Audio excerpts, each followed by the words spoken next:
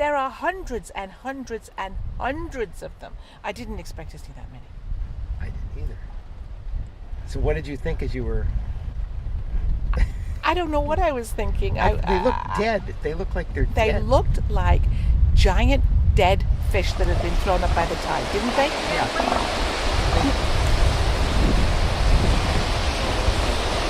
Oh, this is worth it.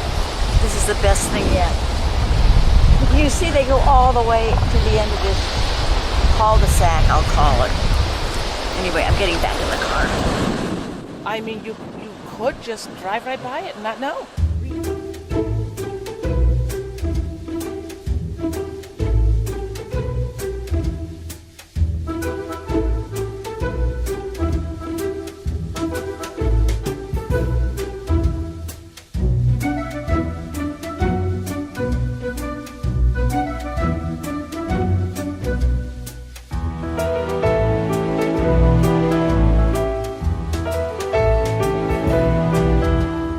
What's so weird about this morning?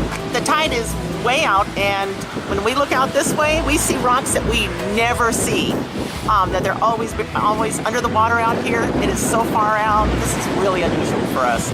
Whoa, I mean, it's just so far out. We never see this sand, ever.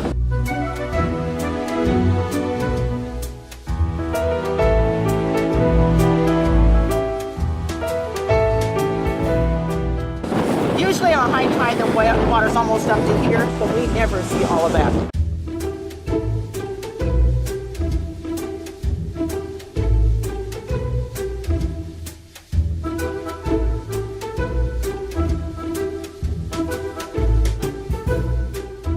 They'll get closer to the water, the warmer it gets during the day. I mean, we think it's cold, they think it's warm. Yeah. So usually by noon, everybody comes down to the water's edge, especially last week when we had like the 100-degree weather and we were all dying out here. You should have seen them all. They were all lined up right at the water's edge like that, just like this giant barricade. Because they were all like dying from that heat. Do they go into the water to feed, or are they too young? They don't ever eat here. They don't eat here ever. Ever. So if you see them out in the water, they're like Just having fun. They're having fun. They're boys and they're playing. So they're born with enough, I guess, fat stored to...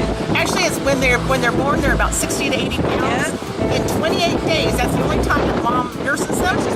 They get up to 300 pounds in 28 days.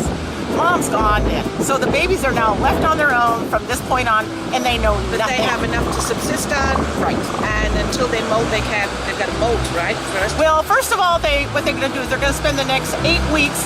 All we're going to end up with is a bunch of babies out here. About 8 weeks, they're going to go out when the tides are low like this, and they're going to play in the water like these big boys are doing. Yeah. And eventually, they're going to get brave and put their face in the water, and eventually, they're going to get brave and kind of go down in the water. It takes them forever. They don't know how to swim. So, I mean, they're going to teach themselves how to swim, how to leave here, how to migrate, how to find food, how to dive, everything on their own. Where do they migrate to? The bulls have already gone. Right. They're all going to Alaska now. Alaska. Right. Yeah.